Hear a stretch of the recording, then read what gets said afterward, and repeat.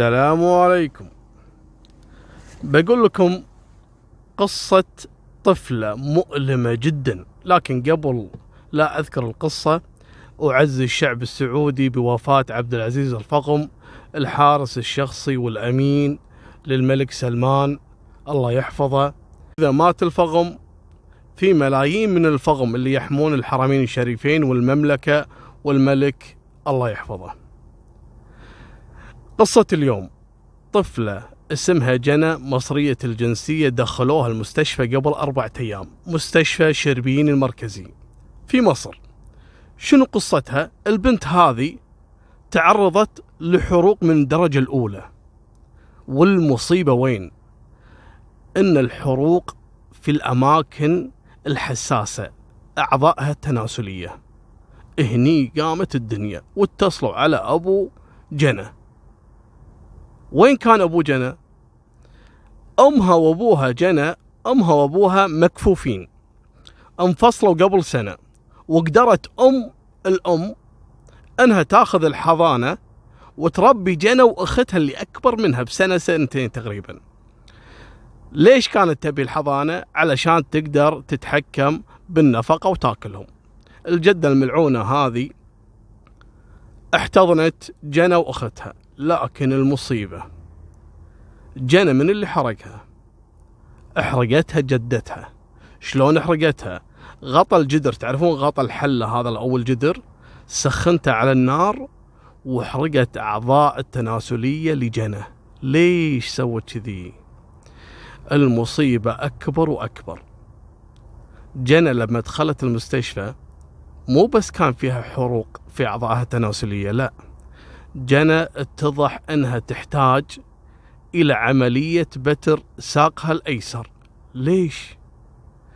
انقلوها مستشفى شربين إلى مستشفى المنصورة الجديد، وهناك فعلا ابتروا قدمها اليسرى، لكن اكتشفوا مصيبة ثالثة، أن جنى تعرضت في أعضائها التناسلية حتى الرحم متمزق، تعرضت للاغتصاب.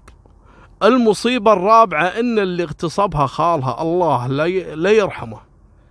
خالها لما اغتصبها، لما كانت عندهم بحضانتهم، اغتصبها خالها، وكان يربطها من قدمها، وهي اللي تسببت لها بكسر ومضاعفات أدت إلى الغرغرينة. لذلك المستشفى اضطر أنه يقطع رجل جنى. خالها لما اغتصبها كانت جدتها على علم بالموضوع أن ولدها اغتصب حفيدتها. قامت سوت؟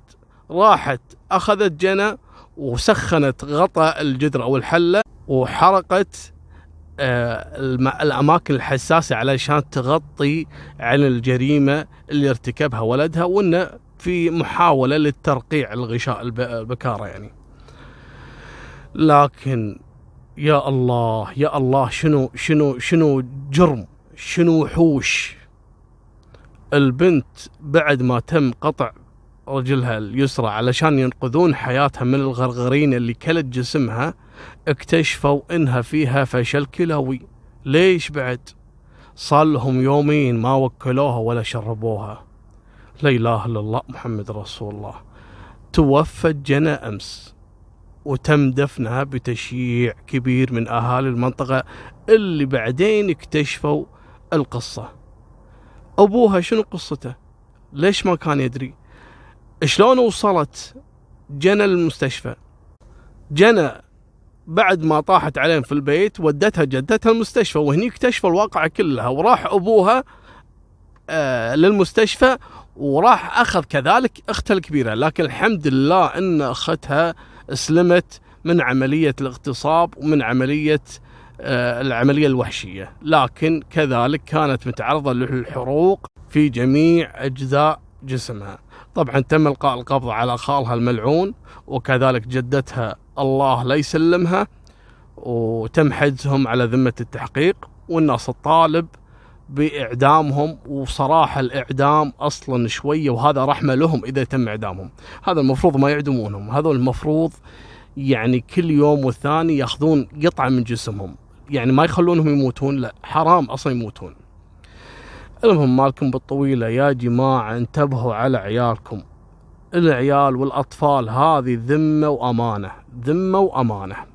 الله يسترنا بستره، وإحنا نطالب كذلك ونضم صوتنا للهاشتاج اللي يطالب بإعدام جدة جنى وكذلك خالها الملعون. هذه نهاية سالفتنا، وفمان الله، مع السلامة.